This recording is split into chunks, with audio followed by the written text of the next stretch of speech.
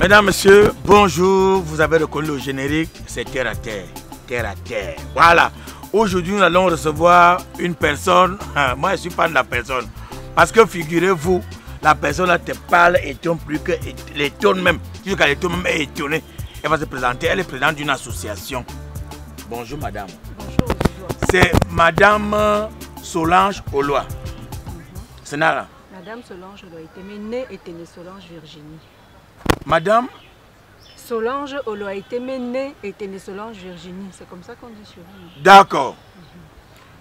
Tu es présidente d'une association? Oui, association Oloa Esselé. Oloa Esselé. Oloa Esselé. Ça fait dans quoi? Éducation, ouais. Prévention de la santé, ouais. Et sociale. D'accord. Ça fait combien d'années que cette association existe? Bientôt 10 ans, en 2023. Et vous avez déjà fait quoi? Nous avons fait de petites choses à notre niveau. Ouais. Donc, dans le volet éducation, nous travaillons sur le soutien scolaire en zone rurale. Donc, nous sommes basés en zone rurale. C'est-à-dire... Parce que nous sommes des villageois avant tout. Oui, c'est du côté de l'Alequier. Dans l'Alequier. Arrondissement d'Obala. Arrondissement d'Obala. Oui. Village Esson. Village Esson. Esson, Paris 2. Esson, Paris 2. Paris 2, quand je le dis maintenant. Et les étonnes Esson, Paris 2. 2. D'accord. Donc, tout quoi étonne? Maintenant. Le pays, c'est risqué. Ouais. Alors, pourquoi avoir choisi volet éducation? Vous avez trouvé qu'au Cameroun, l'éducation se bat aussi? J'ai trouvé que l'éducation se bat très bien. Oui. En revanche, en zone rurale, comme partout dans le monde, même en zone urbaine, il y a des personnes qui sont dans le besoin. Oui. Il y a des personnes qui n'ont pas soit la capacité intellectuelle, parce qu'ils n'ont pas suffisamment poussé l'école, soit les capacités matérielles, parce qu'ils n'ont pas... les choses des mains, et non pas les choses. Voilà.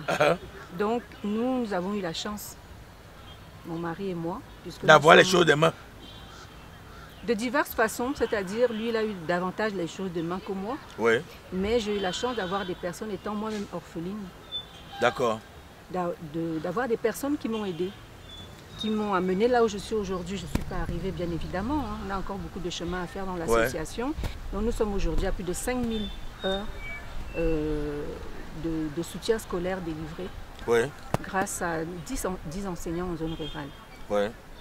Et sur le volet santé, qui est encore un peu embryonnaire aujourd'hui, mais nous travaillons avec la marraine de l'association, Madame Marie Onguenet, qui est infirmière diplômée d'État, à sensibiliser les populations en zone rurale de prendre davantage soin de leur hygiène. Pourquoi avoir choisi seulement Esson? Parce que nous sommes originaires d'Esson.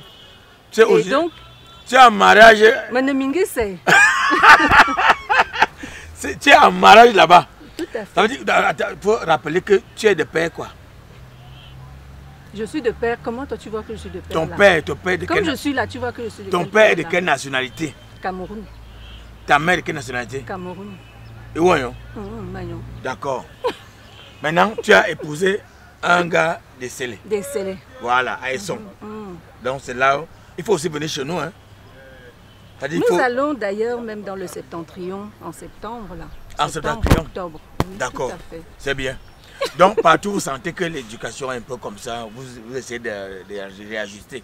Sur le volet santé justement, je n'avais pas fini un peu de vous expliquer en fait. Tu as parlé de lavage de mains. Oui, en fait sur le volet santé, il y a la partie de sensibilisation à l'hygiène, la propreté pour les petits enfants à l'adolescent. Et il y a également dans un public beaucoup plus large de sensibiliser les personnes qui ont un problème de santé. Il n'est pas interdit d'aller vers les médecines parallèles, les médecines traditionnelles qui sont très bien.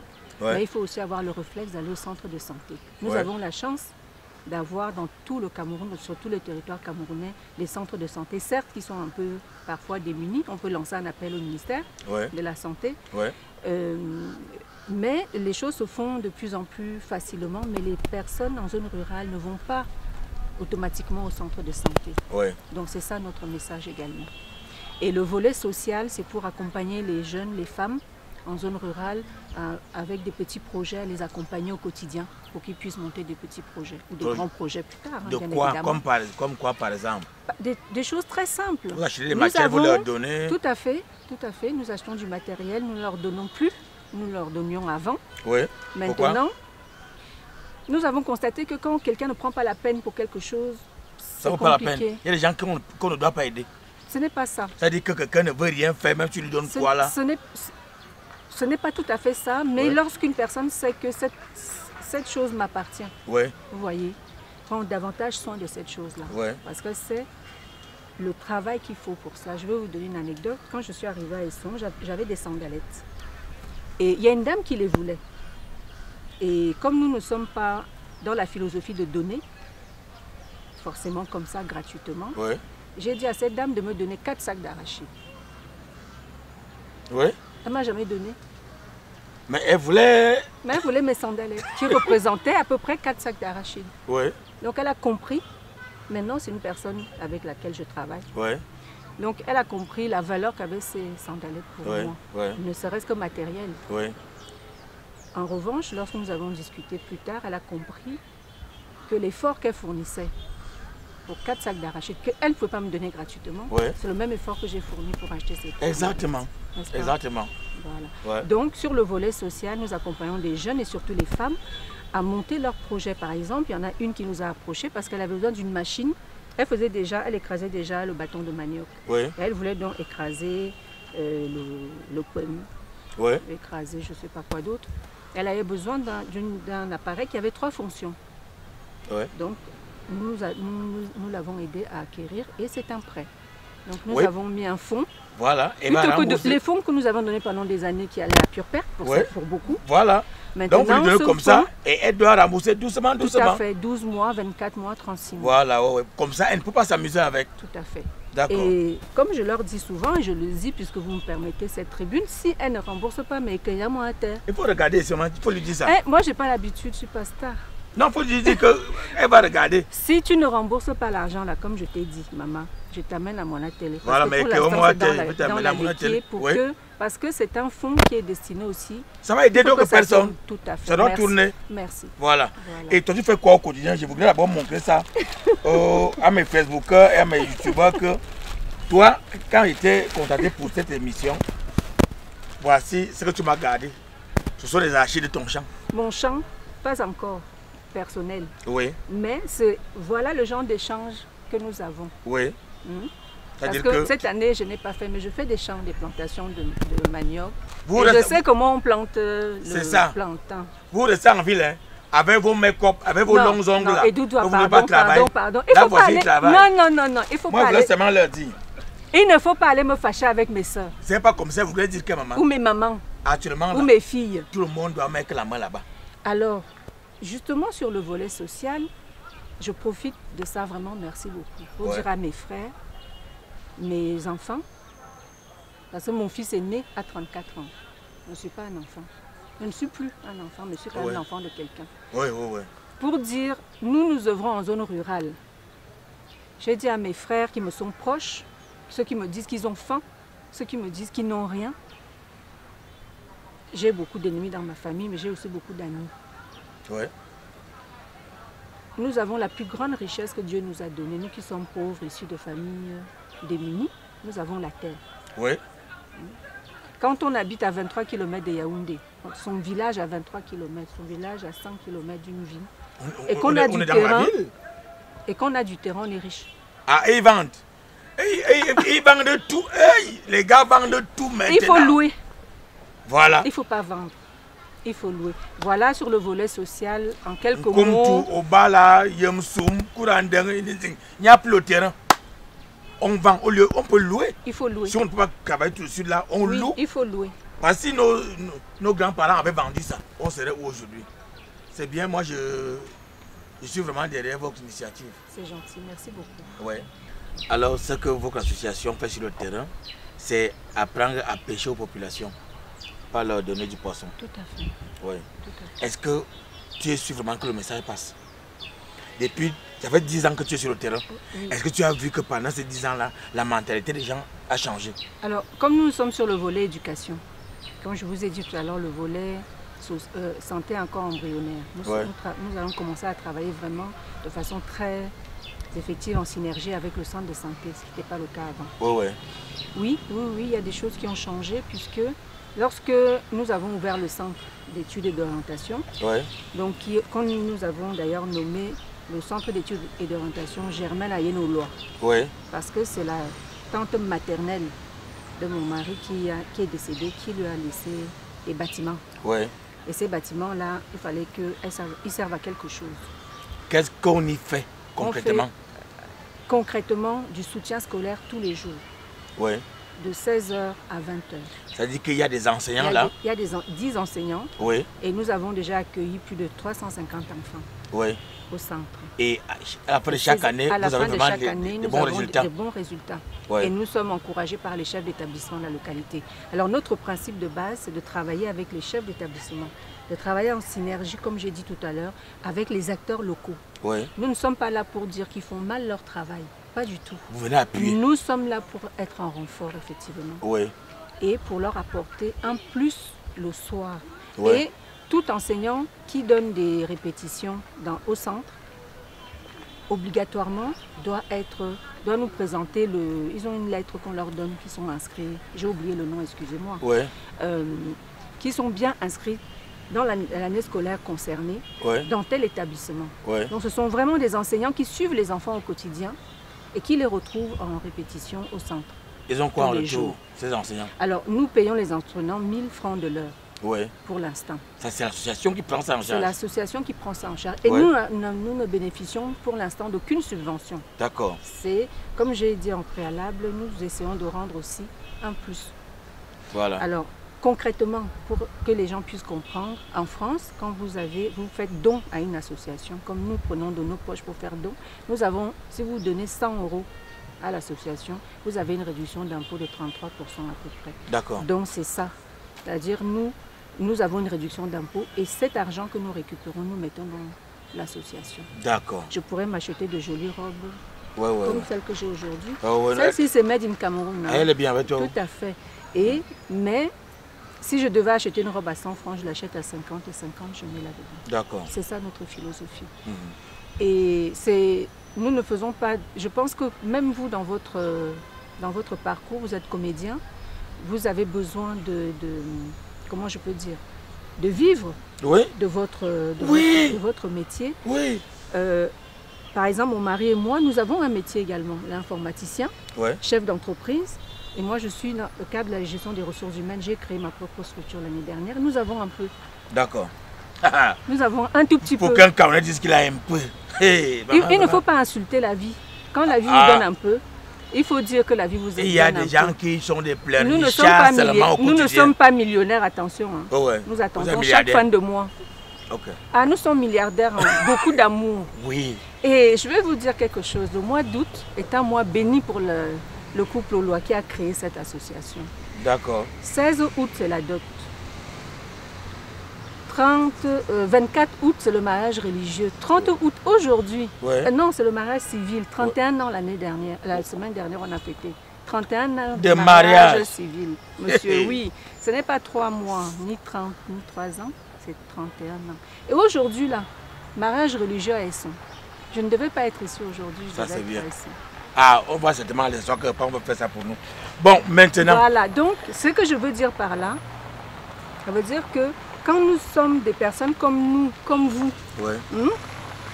vous nous donnez cette tribune, n'est-ce pas? C'est déjà un grand apport pour l'association. Voilà. Et je ne cesserai de vous remercier. Quand nous sommes dans une famille où on mange matin, midi et soir, à un moment donné, tout à fait. À un moment donné, il faut s'asseoir et offrir aussi quelque chose. C'est tout ce qui nous motive. Voilà. Bon, maintenant, dans le centre, est-ce que, comme aujourd'hui tout le monde parle seulement en français, est-ce que vous avez quand même aussi pensé à faire que les enfants parlent leur langue locale? Tout à fait, tout à fait. Donc, l'année dernière, bon, Monsieur Dijonté de Nazareth. C'est Dijonté que vous avez choisi? son choix, le choix s'est imposé à moi. C'est-à-dire, monsieur Disjoncté s'est imposé à moi. Ouais. Comme je disais tout à l'heure. Tellement il sait pas la langue là. Je vous dis. Et je veux qu'il soit le professeur de mes enfants. Parce que nous avons échoué. D'accord. Nous avons échoué. Et je l'avoue humblement, à apprendre la langue à nos enfants. Ils comprennent un peu, hein, quelques mots. Ouais. Ah ouais, ouais. Ah ben, il y a un peu ça.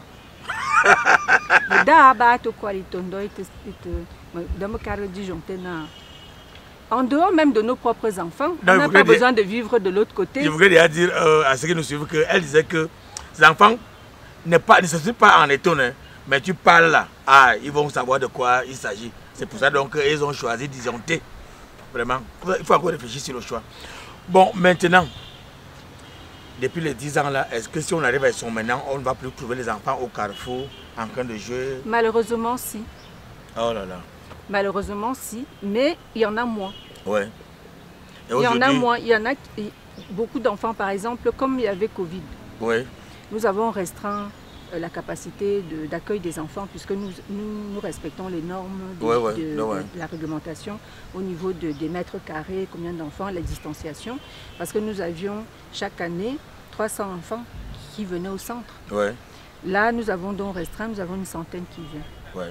Donc, ils sont scolarisés. Et nous avons ouvert cette année une branche pour des personnes, soit illettrées, soit analphabètes, comme vous posez la question. Ouais. Merci. Nous allons ouvrir un atelier lecture et écriture. Et justement, pour toutes les personnes qui ont un projet, la seule condition que nous leur demandons, parce que nous faisons un prêt sans intérêt. Ouais. Le seul intérêt pour nous, c'est qu'ils réussissent. Tu as pris 500 000, tu viens rembourser les 500 000 francs. Tout à fait. Voilà. Sur 12, 24, 36 mois. Si tu ne rembourses pas, je t'amène à mon atelier, tu rembourses. Puisqu'on a signé les papiers, non? Même si tu es mon père. D'accord. Alors c'est la loi. Elle est dure. Tout à fait. Oui, puisque les papiers sont signés. Voilà. Et cet argent-là, on le travaille, hein, comme je vous ai dit tout à l'heure, ce n'est pas l'héritage. Voilà. On n'a pas vendu le terrain. Ça veut dire qu'il n'y a pas assez de motos taximènes du côté là-bas parce qu'autrement tout le monde, dès qu'on a vendu le terrain, on achète une moto. Et il y a des motos taximènes, il y a des enfants qui vont encore dans les jeux de hasard au Carrefour. Mais vous vous battez au quotidien.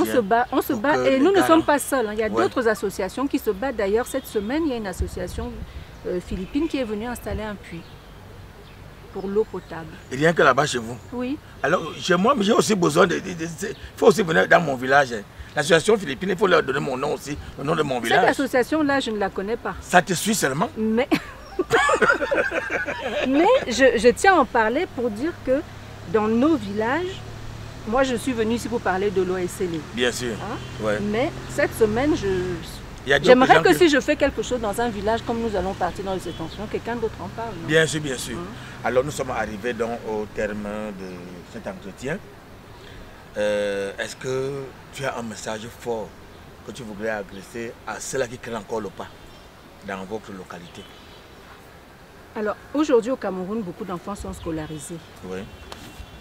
Donc, mais dans le centre, nous accueillons également, parce que nous avons mis beaucoup d'actions en place, on n'a pas eu le temps de parler de tout. Oui. Par exemple, nous luttons contre les grossesses précoces. Oui. Que ce soit pour les filles, et nous nous sommes saisis aussi du problème des garçons. Vous distribuez les préservatifs?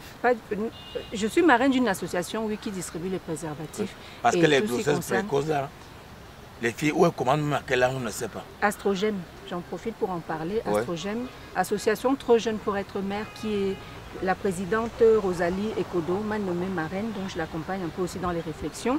D'accord. Donc, si j'avais une conclusion à passer, c'est que l'éducation, même si un enfant sort du cursus, nous l'accueillons dans nos centres. Parce que nous allons ouvrir un dans le septentrion. D'accord. Et on nous appelle aussi dans l'Ouest. Je ne prononce pas le nom encore parce que c'est encore en discussion. C'est eux qui nous ont approchés. Moi aussi, vous appelez dans mon village. Hein? Vous nous donnez le terrain, on construit le centre. Et on appelle le centre de votre nom. Toute personne qui donne un terrain, comme Madame Germaine Ayenoloa, qui était la tante maternelle de mon mari, a donné le terrain, a laissé ce terrain. Nous l'avons mis à disposition de la communauté, ce n'est pas pour nous, il est au nom de l'association. D'accord. Voilà. Alors, Madame, Monsieur, nous avons reçu aujourd'hui Madame Solange Oloa. Il y avait encore d'autres noms là-dedans que moi j'ai oublié. Ça a été un plaisir pour nous de l'accueillir aujourd'hui pour dire que vraiment nous faisons dans tout. Hein. Si vous avez un message fort que vous voulez porter, n'est-ce pas, nos différents Facebookers, YouTubeurs, tout ça, nous sommes là pour parce que nous voulons que le message atteigne les fonds. Voilà, parce que tout le monde n'est pas souvent placé. Là, il doit recevoir le message, mais terre à terre, c'est pour tout le monde. Rendez-vous samedi prochain, si vous êtes à Dieu.